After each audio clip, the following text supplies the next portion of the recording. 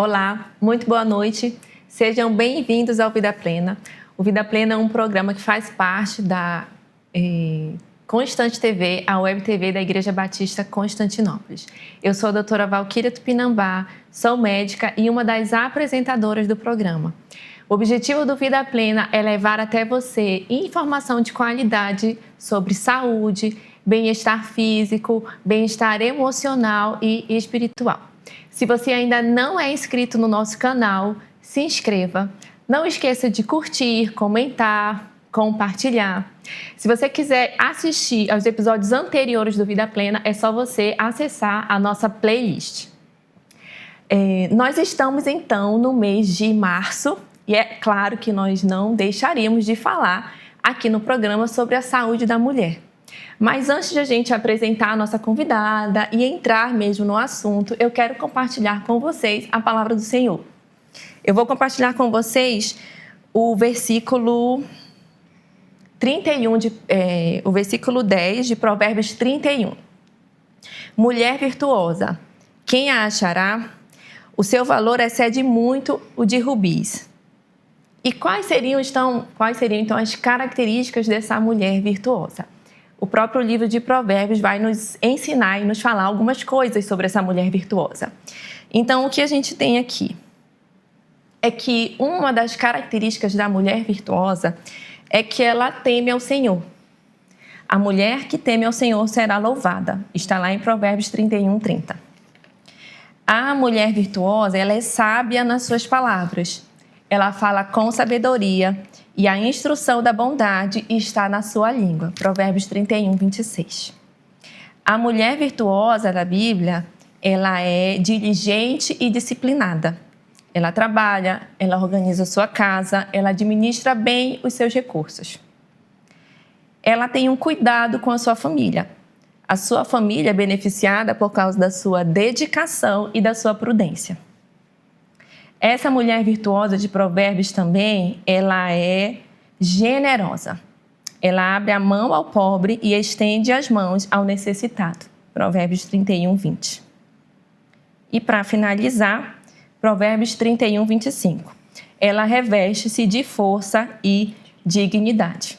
Essas, então, são uma das características dessa mulher cujo valor excede ao de joias preciosas como o rubi.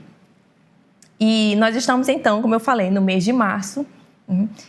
E é muito importante que a gente alerte as mulheres sobre a importância do cuidado com a sua saúde.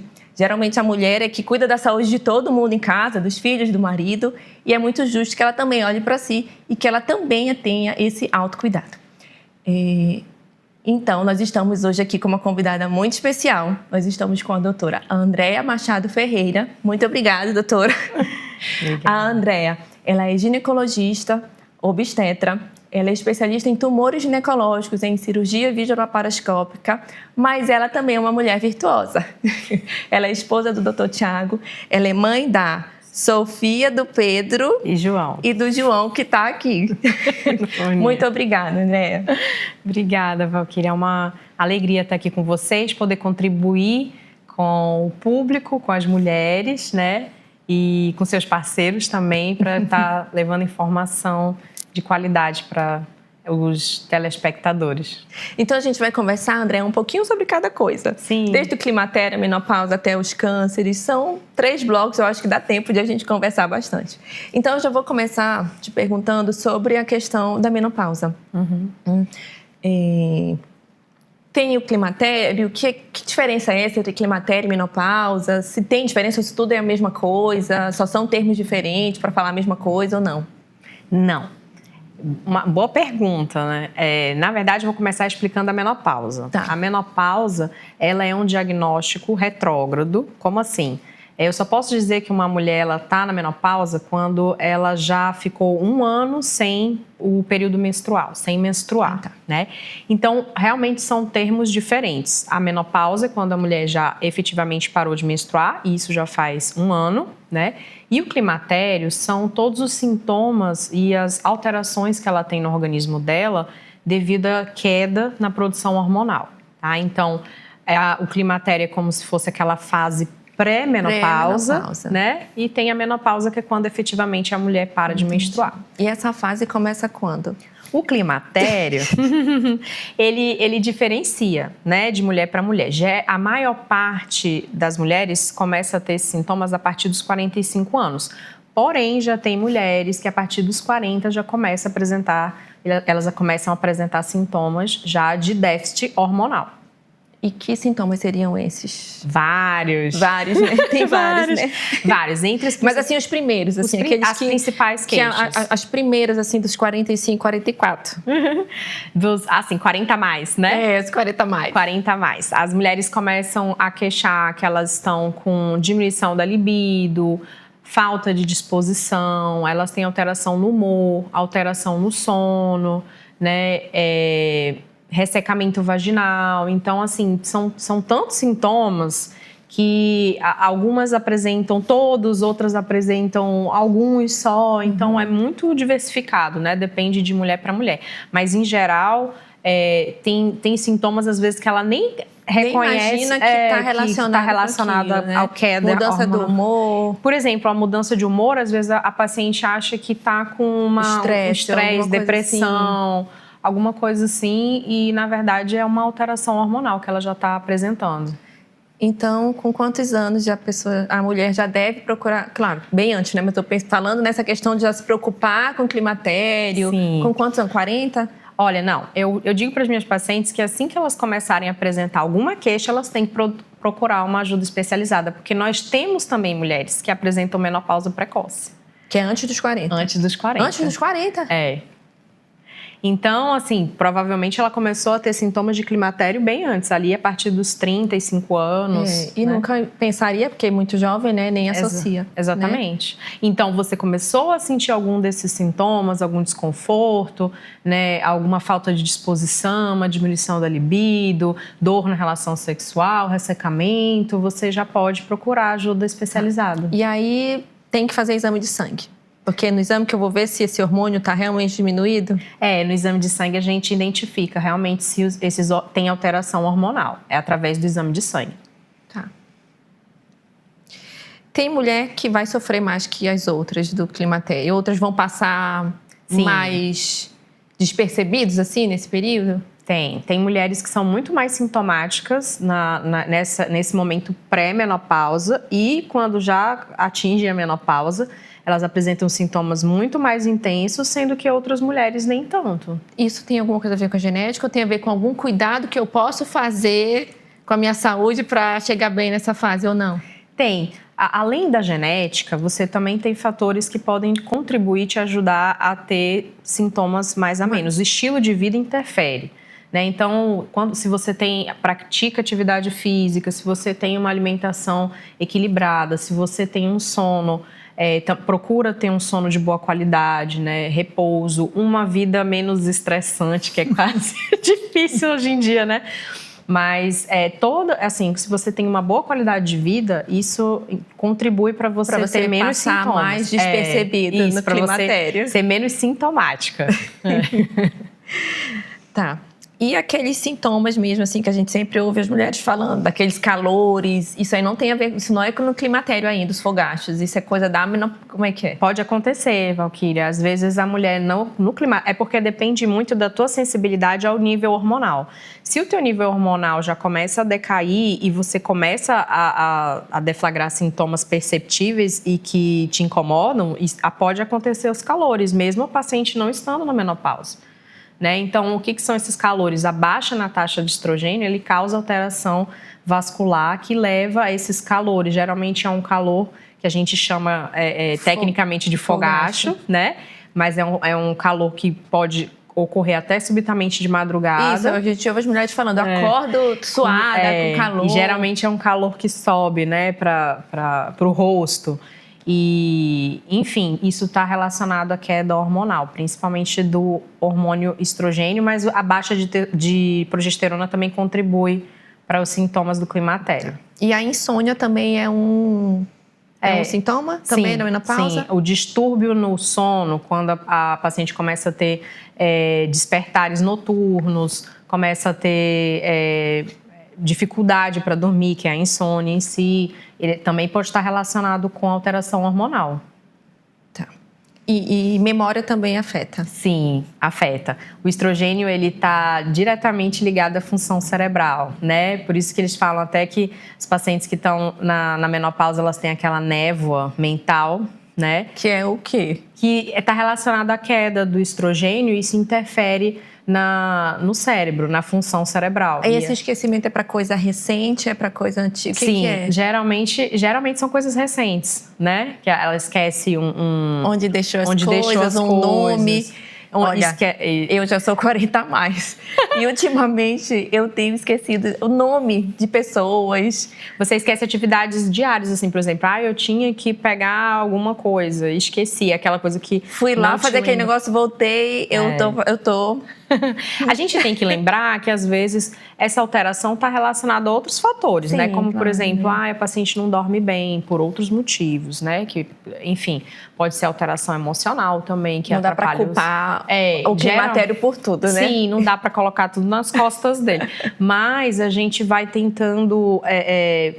descobrir quais são os fatores que estão levando aqueles sintomas, né, na paciente. Se for o caso, a gente também encaminha para outros especialistas, né? E como é que trata isso? O climatério?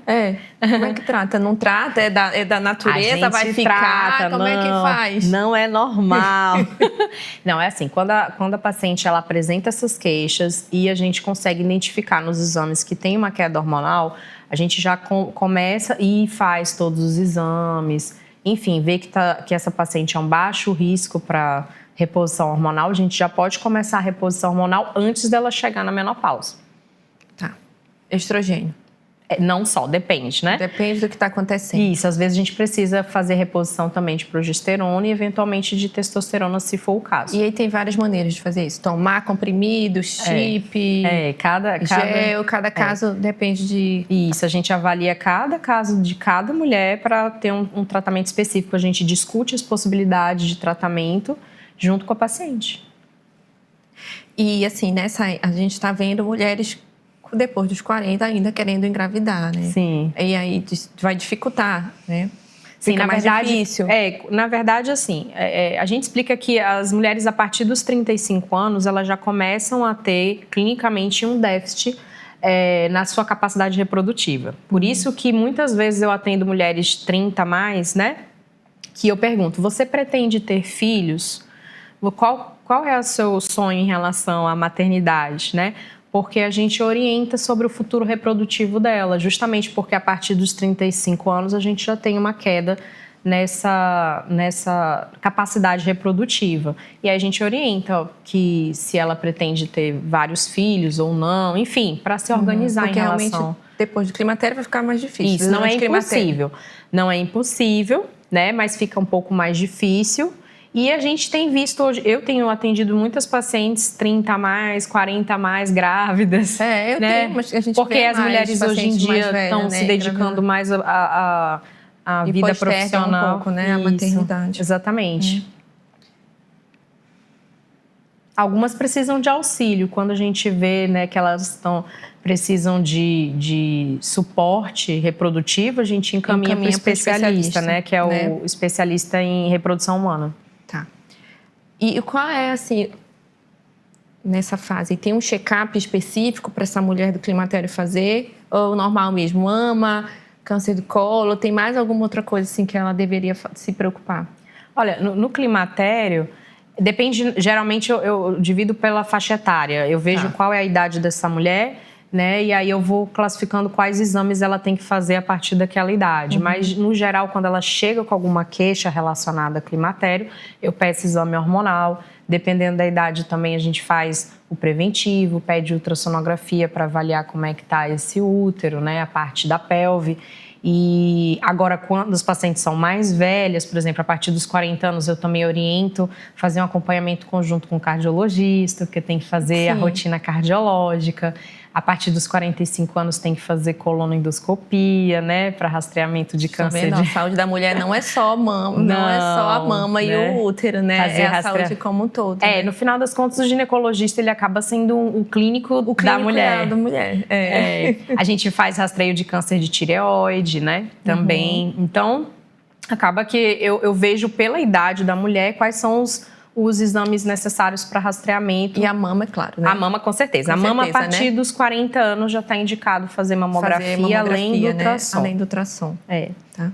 E é mais comum o câncer no climatério de mama ou é antes? Ou é depois?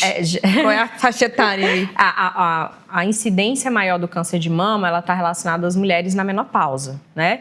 Então, por isso que é recomendado quase que obrigatoriamente, a partir dos 50 anos, é obrigatório a gente fazer o rastreio do câncer com a mamografia. Enfim, está muito relacionado à idade, depois da menopausa, em relação mesmo ao envelhecimento, vai aumentando o risco de você desenvolver câncer de mama. Tanto é que a gente diagnostica o câncer de mama até em mulheres em idade mais avançada, 70, 80 anos, né? Então, não muda essa rotina de screening na menopausa, não. Né? Continua desde os 40 até... Tem que fazer todo ano. Sim. Não interessa da idade. Na verdade, eles falam que é no máximo bianual, né? A cada 2 anos, a mamografia. Mas se as duas... Eu fiz 2 e deu normal. É assim ou não? Fiz uma, deu normal, posso ficar 2 anos sem fazer, é assim? Geralmente, a Sociedade Brasileira de Mastologia, ela recomenda que você tem que fazer entre 1 a 2 anos, né? Ela não fala não deixa exatamente assim. Depois, por exemplo, o preventivo, pelo INCA, né, as diretrizes do INCA, ele fala que se você tiver 2 preventivos negativos, você pode estender esse rastreamento, né?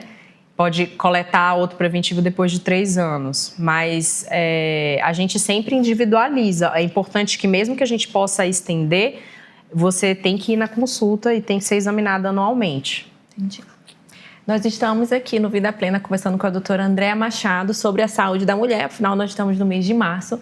Nós vamos dar o nosso intervalo e vamos voltar no nosso segundo bloco ainda conversando sobre a saúde da mulher. Fique com a gente. Estamos de volta com Vida Plena. Hoje nós estamos conversando sobre a saúde da mulher com a doutora Andréa Machado. Nós estávamos falando no bloco anterior sobre climatério, menopausa. Nós ainda vamos continuar um pouco falando sobre esse assunto. A minha pergunta, Andréa, é quais são as doenças ginecológicas mais comuns nesse período? Tipo, incontinência urinária, endometriose, aumenta ou diminui, tumores, cistos, o que fica mais comum assim, de se ver nesse período? Depois da menopausa? Ali, nesse período ali, né? Vamos falar de antes da menopausa e depois, pronto. Tá. Geralmente, quando a paciente já está nesse período de climatério, a gente pode ter alterações urinárias, o paciente pode ter infecção urinária de repetição, pode ter perda urinária, né, quando ela faz algum tipo de esforço. Pode ser um esforço leve, ou pode ser quando ela espirra, quando ela tosse, quando ela faz algum tipo de atividade física, também pode apresentar. Em relação aos tumores, a gente tem, depois da menopausa, o aumento da incidência de câncer de mama, pode ter câncer de ovário, também aumenta com a idade, né? E o câncer de colo de útero não, na verdade ele está relacionado a um vírus, né? O vírus do HPV, que é totalmente prevenível através da vacina. Da vacina, né? Que muitas mulheres da nossa faixa etária não tiveram acesso. E que muitas vezes a gente, quando eu atendo no consultório e vejo que a paciente não se vacinou e também tem a genotipagem, a pesquisa negativa para o vírus. Você orienta a vacinação? Sim, oriento. Tá. E qual é a causa dessa incontinência urinária, dessa perda involuntária de urina? Está relacionado com a alteração hormonal. A queda, principalmente do estrogênio, ele leva a uma diminuição na produção do colágeno, que inclusive isso acontece no corpo inteiro. Sim. Então, a mulher começa a sentir... A gente não perde só colágeno na pele, tá, gente? Pois é. E aí a gente começa a sentir ressecamento na pele, começa a ver, né, a alteração no rosto, flacidez. E essa flacidez também é dentro da pelve. Acontece no assoalho pélvico. Nós temos uma musculatura, né, ali na pelve que a gente chama de assoalho, um conjunto de músculos que fazem a sustentação da pelve, que ela engloba ali a vagina, a bexiga, e reto. isso vai ficando sem força. Ele vai enfraquecendo, vai ficando flácido, digamos assim, e isso predispõe a ter essa perda urinária. E aí, como é que trata isso? A gente trata com a reposição hormonal. Só a reposição hormonal já ajuda? Não, nós temos vários adjuvantes, né? E várias coisas que melhoram.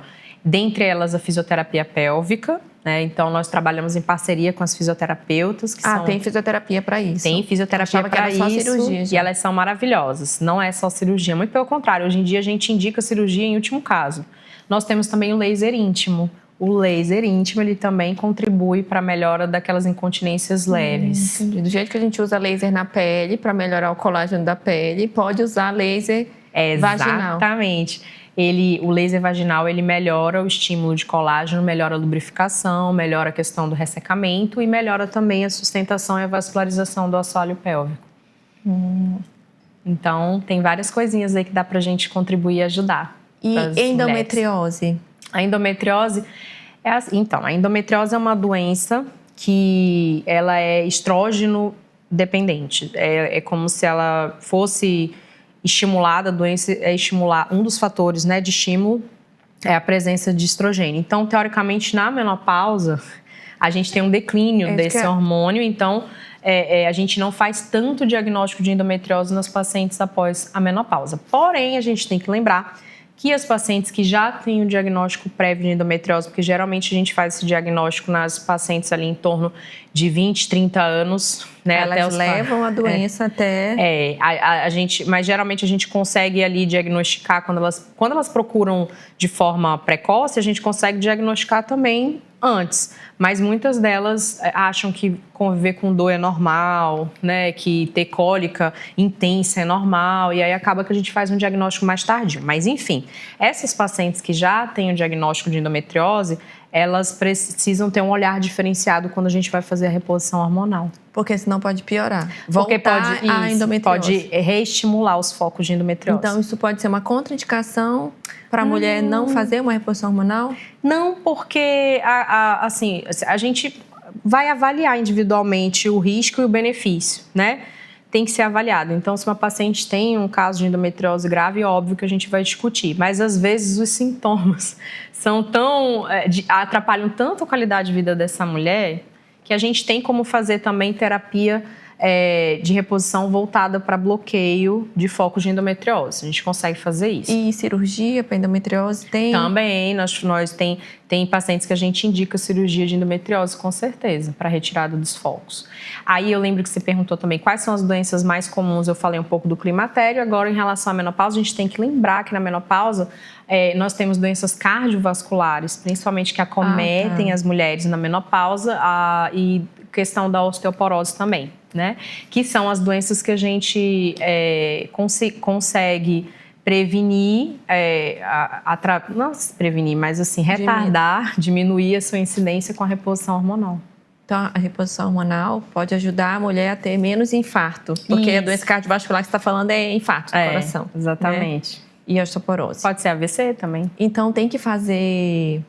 Como é que é o nome do exame para osteoporose? Rotina fazer a densitometria óssea também? Geralmente, eles recomendam numa idade mais tardia, mas geralmente a gente solicita para as pacientes que já passaram pelo processo da menopausa, né? A gente já solicita para fazer esse acompanhamento. E muitas vezes que eu solicito, a paciente já tem, né, uma diminuição da densidade óssea, a gente já entra precocemente com a intervenção.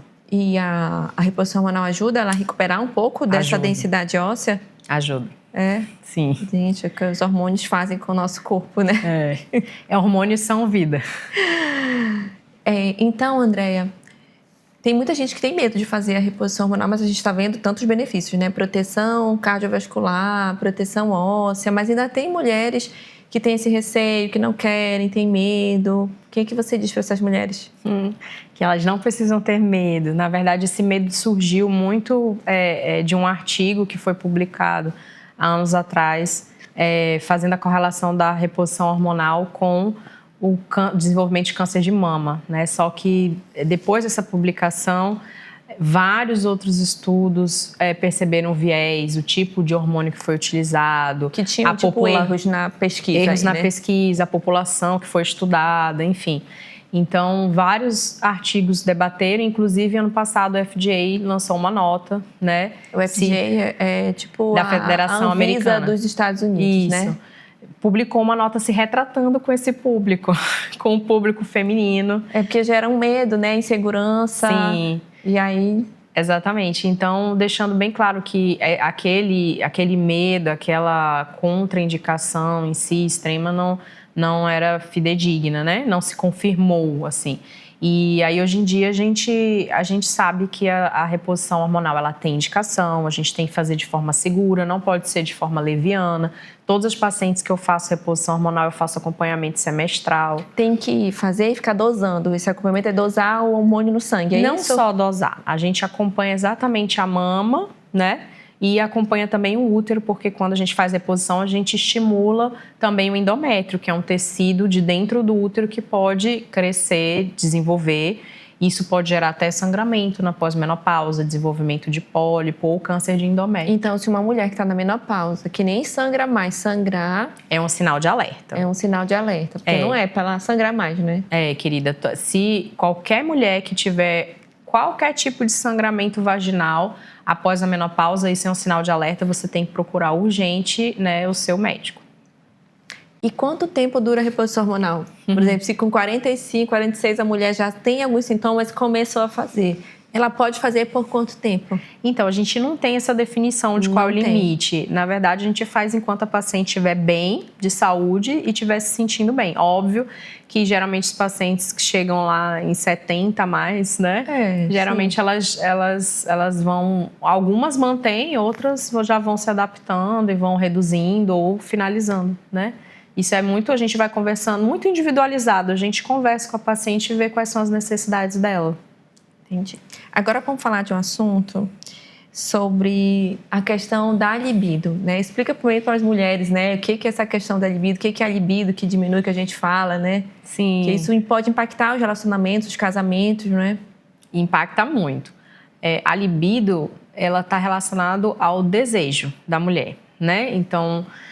E ele é multifatorial, não dá só também para a gente colocar na culpa. Colocar nas costas do climatério ou da menopausa. Eu sempre explico para as minhas pacientes que a gente precisa identificar o que foi que levou realmente esse impacto no desejo da mulher. E isso pode acontecer de várias formas. Pode ser estresse, né? Múltiplas funções. Cansaço, né? Chega a cansaço é um dos principais vilões. A mulher... ela precisa estar num ambiente ideal, ela precisa ter um relacionamento de acolhimento, né, do parceiro. Emocionalmente, ela tem que estar bem para ela poder estar bem disposta para a relação. Então, isso tudo interfere. O déficit hormonal, ele é só mais um fator que contribui para a mulher não querer. Mas todos os outros também têm que serem avaliados. Então, abordar essa questão da falta de libido não é só colocar hormônio. Exatamente, né? Exatamente. Tem muito mais fator envolvido. E que a gente tenta ali identificar e, se for o caso também, a gente orienta parceria com outros profissionais para estarem auxiliando. Porque eu já vi, né, algumas mulheres falando, inclusive, que nesse período elas podem sentir dor durante a relação. Sim. Acontece mesmo? Acontece. No climatério e na menopausa, essa dor na relação sexual está muito relacionada com o ressecamento. Então, a gente tem uma diminuição na produção hormonal que impacta, gera ressecamento na região, a flacidez, né? Gera também... Enfim, o desconforto da mulher na hora da relação sexual. Justamente, ela sente dor porque ela não está bem lubrificada, ela gera atrofia. Né? Porque o processo de envelhecimento ele vai causando atrofia e isso impacta também na região íntima. E aí deixa a pele muito fina, a mucosa da vagina muito sensível. Então, essas alterações que são decorrentes da queda hormonal, elas interferem diretamente na relação. E isso também pode interferir na libido, porque ela sente dor, não quer, né? Exatamente, ela faz é como se fosse uma relação negativa, né? Ela faz uma ligação negativa com aquela situação e aí ela começa a evitar, porque ela sente dor. Então, e que é tratável. Dá pra tratar, né? Não sofram, a gente consegue tratar esse ressecamento e melhorar a sua qualidade de vida também. Laser, reposição hormonal, Isso. Tratamento interno, A gente né? faz tratamento local, faz o laser, isso tudo melhora muito a qualidade de vida sexual da Melhorar paciente. os casamentos das mulheres, né? Exatamente. E além da reposição hormonal, tem outras coisas que a mulher pode fazer? Sei lá, tomar uma vitamina, tem alguma coisa assim, né? Que sempre tem alguém falando, toma isso, toma essa vitamina. Tem alguma coisa que é legal que a mulher, além dos hormônios, aí ela faça? Na verdade, ou não tem? Tem. Nós vemos o corpo de uma forma integral, né? Então, quando a gente pede exames, a gente também vê se a paciente está apresentando déficit de alguma vitamina. Que às vezes esse déficit também interfere em alguns sintomas que ela vem queixando, né? Como indisposição, cansaço, queda de cabelo. Elas referem muito a queda de cabelo, né? Eu recebo várias. E tem a ver, né? O estrogênio, ele participa do ciclo de vida do cabelo. Pois é. E aí a queda do estrogênio faz cair mais cabelo. Cai mais cabelo. É uma das queixas também que eu esqueci, mas eu lembrei agora.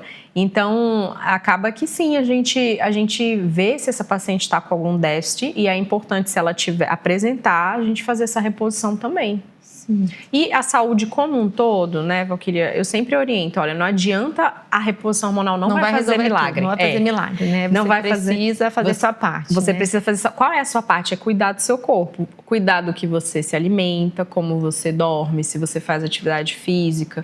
Então, o estresse, né? Manejo do estresse. Então, tudo isso, a ingesta de água também, né? Então, tudo isso interfere na qualidade de vida da paciente. E existem, a gente ouve, não sei se ainda existe isso, quando eu estudava tinha os fitoestrogênios, que são derivados de plantas, ainda tem isso? Ainda tem os fitoestrogênios. Tem, por exemplo, a gente usa... Acho que é soja, né? Ainda é soja? Tem outros também. Tem outros hoje? Tem outras... Quais são as outras fontes hoje? Tem... Agora... Eu lembro bem da soja, né? Acho que era mais famosa. Mas tem uns outros agora que eu esqueci, mas não sei o que, rancenoso.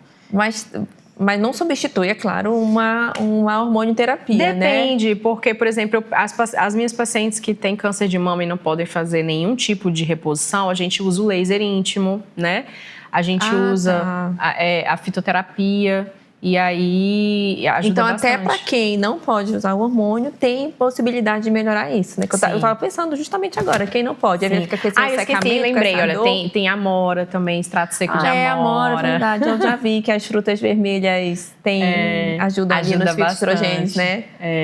E tem outros também que eu esqueci agora.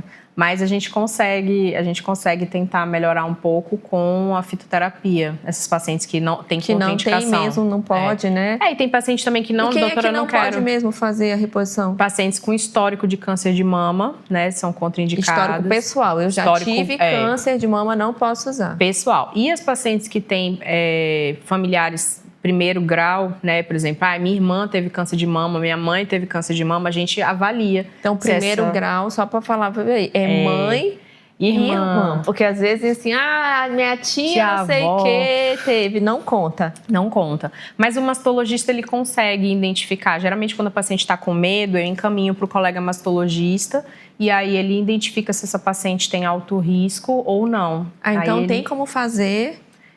Até das pacientes assim, que são alto risco, rastreio genético, e aí eles decidem se pode fazer a reposição. Então, por exemplo, minha mãe teve câncer de mama, mas eu quero fazer a reposição. Eu posso fazer um teste para descobrir se eu tenho mais chance de ter. Se eu não tiver essa chance... Aí tudo bem. Mas às vezes as mulheres ficam com medo. Acho que não faz, né? A maioria não faz, né? A maioria fica com medo. Vai tentar tratar, como tu falou, né? Fitoestrogênios, esses mais naturais. Isso. Aí essa mulher vai ter que cuidar mais ainda dos outros fatores, né? Isso. Modular mais o sono, a alimentação. Eu tenho pacientes também que não querem fazer reposição, que optaram por não fazer reposição. E estão indo bem com isso. Aí a gente tenta ajudar com os fitoterápicos. Nós terminamos agora o segundo bloco, mas nós ainda vamos conversar com a doutora Andréa Machado. Vem o terceiro bloco aí, nós vamos dar um intervalo agora e fique com a gente. Nós estamos de volta no terceiro bloco do Vida Plena. Hoje nós estamos falando sobre a saúde da mulher, afinal nós estamos no mês de março. Se você ainda não é inscrito no nosso canal, não esqueça de se inscrever, curtir. Hoje você pode compartilhar aí o nosso programa com as mulheres que você conhece, porque nós estamos falando justamente sobre a saúde das mulheres. Nós estamos então aqui com a doutora Andréa Machado. Nós falamos no primeiro e no segundo bloco muito sobre a saúde da mulher 40+, sobre climatério, menopausa. Mas agora, nesse último bloco, nós vamos falar também um pouquinho sobre o cuidado da saúde das meninas, das adolescentes. Tá? E então, doutora Andréa, com que idade uma menina deve ir a primeira vez ao ginecologista? Isso depende, Valquíria. Às vezes eu atendo também meninas mais jovens com queixa de corrimento vaginal, né? Geralmente crianças, às vezes as mães, né, entram em contato dizendo que elas estão apresentando um corrimento, que elas gostariam que fosse examinado, avaliado.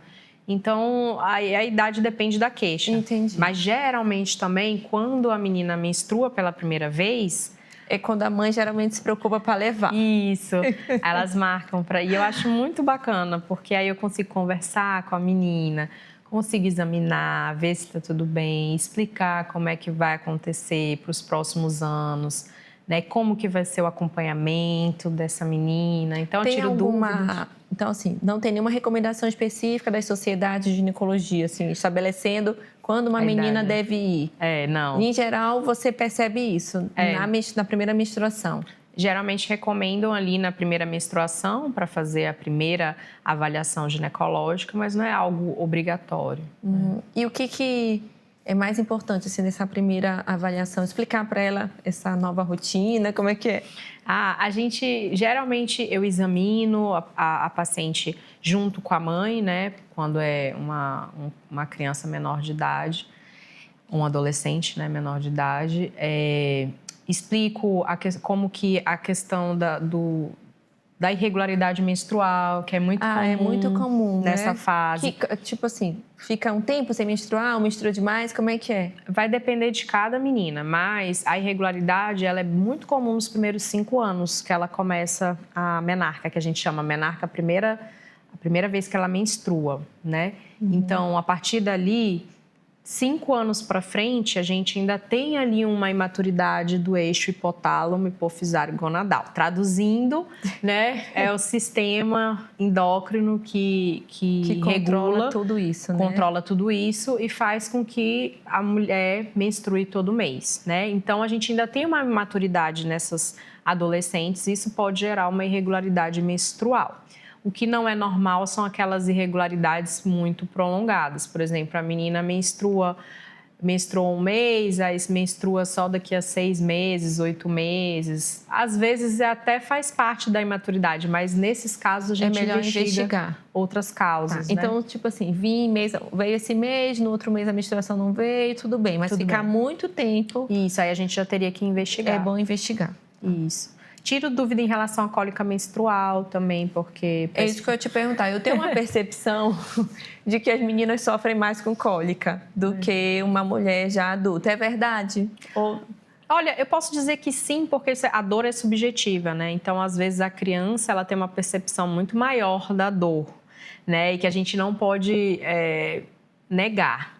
Mas a gente também, assim, sabe que o sistema reprodutor dela está em desenvolvimento, né? Ainda é muito pequeno, está crescendo. E aí, às vezes, por exemplo, até o orifício do colo, que é um pouco mais estreito, normal para aquela fase, né? Isso pode gerar um pouquinho mais de cólica em relação a quando a menstruação tem que sair, né, pelo colo do útero. Isso pode gerar um pouquinho mais de desconforto. E a gente não pode negar, né, nem achar que é normal. Às vezes a gente tem que investigar para dizer depois, não, tá tudo bem. Então é possível fazer uma investigação?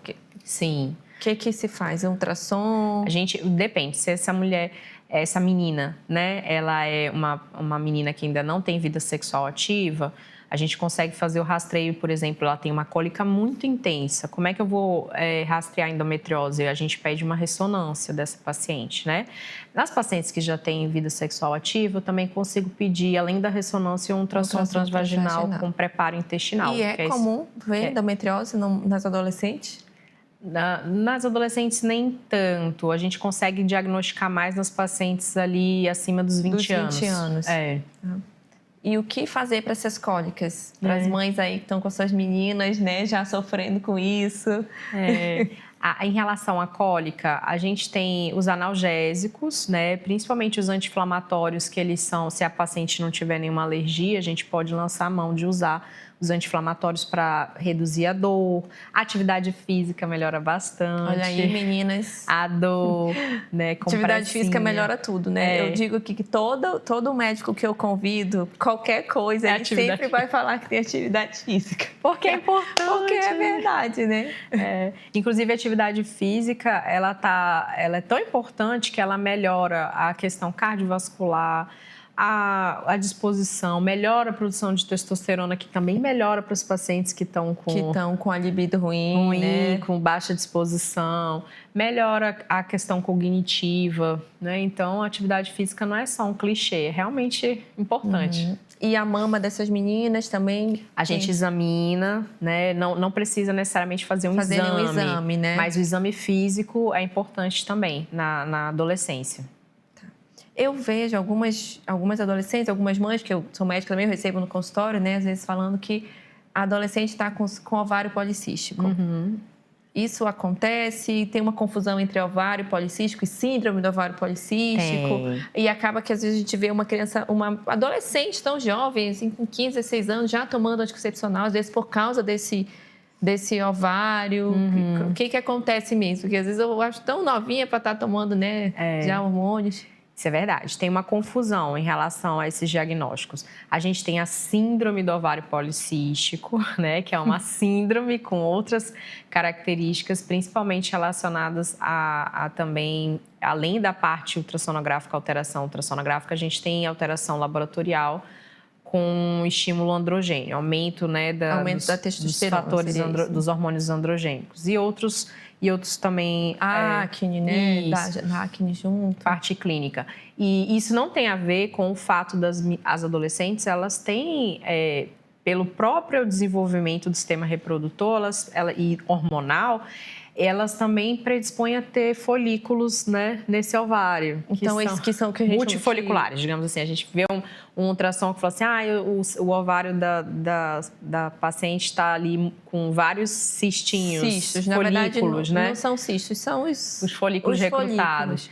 E isso geralmente é comum nessa faixa etária e não quer dizer que ela tem algum problema, que precisa ser tratado, que precisa ser utilizado o anticoncepcional, tá? Então, realmente tem um erro aí de... Tem um erro, né? Porque eu vejo, exagero às vezes, né? Só porque tem cisma, mas ela tá sem sintoma, não tem nada. Isso. Né? E aí, a menina tão jovem já, né?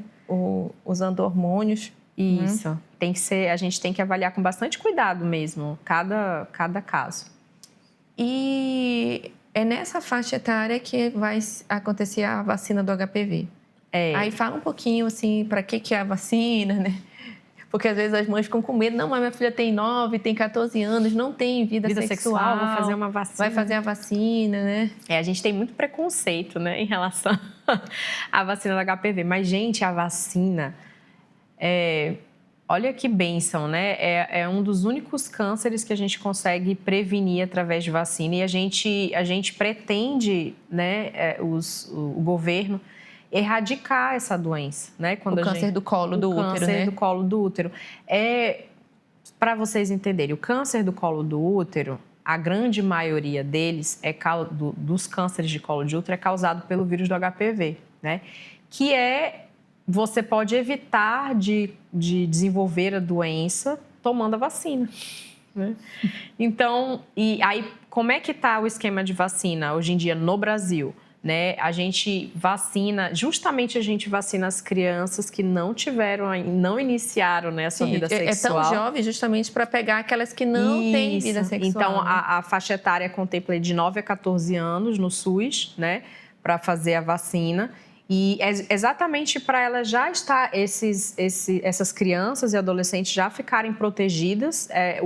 A vacina que é distribuída no SUS é a quadrivalente, então vai com 2 tipos de HPV de alto risco para o câncer de colo e outros 2 tipos para lesões externas, né, de HPV. E essa vacina, ela literalmente contribui para que essa criança depois, esse adolescente que vier para a fase adulta e tiver a sua intimidade, tiver contato com o vírus, relação sexual e tiver contato com o vírus, o sistema imunológico dessa criança, desse adulto que já foi vacinado, né, vai identificar o vírus e eliminar, porque a vacina serve para capacitar o teu sistema imunológico a reconhecer o vírus e então, eliminar. Sim, eu acho que tem, não sei, mas tem uns 10 anos a vacina não, né? Eu acho que faz uns 10 anos que já está. Já está, né? Então, provavelmente daqui mais 10, 15 anos, talvez a gente não tenha mais câncer do colo. Se Deus quiser e a gente conseguir que toda a população tenha acesso. Porque como tem muito preconceito em relação à vacina, né? Às vezes as mães ficam com receio de vacinar, de ter alguma reação, alguma coisa assim. E, na verdade, a gente não tem isso. É extremamente raro algum evento vacinal, né? Uma reação.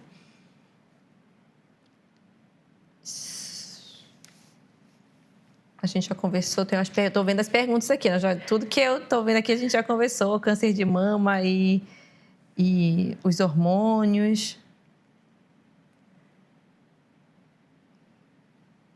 E o uso muito prolongado de anticoncepcionais é ruim? Assim, quando você usa... Estou falando não só de adolescente, estou falando assim já no geral, né? O que a gente vê na prática é aquelas mulheres que usaram anticoncepcional por 10, 15 anos, a gente tem um fator protetor para o câncer de ovário, a gente tem que lembrar disso, né? Que ele protege contra o câncer de ovário, vários estudos já confirmaram isso, mas também quando essa mulher passa muito tempo usando anticoncepcional sendo bloqueada na sua ovulação, dependendo do anticoncepcional, né? Que nem todos bloqueiam a ovulação. Isso pode trazer um pouco de dificuldade para quando ela quer engravidar.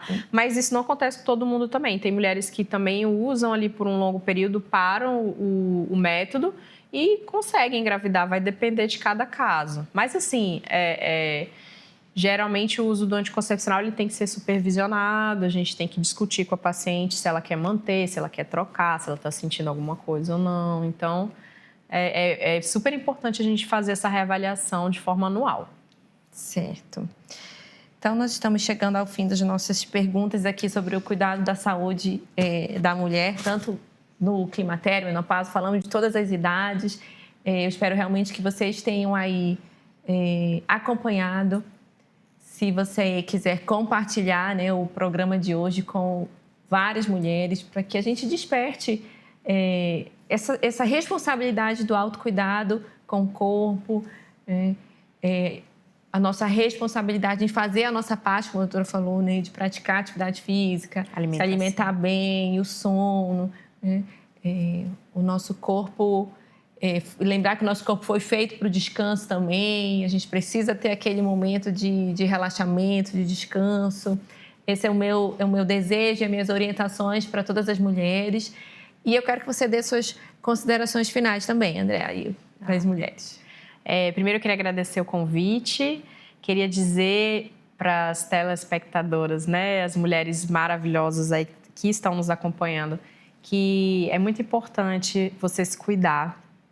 E é importante você fazer um acompanhamento anual com os exames, sendo examinada. É importante que você tenha, né, uma avaliação especial, um acompanhamento para poder prevenir doenças, diagnosticar doenças. Muitas vezes eu faço diagnóstico de mulheres que vão fazer exames de rotina. Então, é importante você fazer esse acompanhamento com o seu ginecologista, né? E que você possa, esse mês tão bonito que é o mês que lembra, né, a mulher, que é março, que a gente possa lembrar de se cuidar e lembrar de também cuidar das nossas mulheres queridas, nossas mães, irmãs, uma primas. Incentivando a outra, né? Isso, a gente tem que se cuidar. Então, muito obrigada, Andréa. Nós estamos chegando ao final do nosso terceiro bloco do Vida Plena. Como eu falei anteriormente, você pode aí compartilhar o link desse programa de hoje com várias mulheres. Nós agradecemos a todos que ficaram aqui conosco até o fim do terceiro bloco e nós nos encontramos no próximo programa do Vida Plena. Muito boa noite.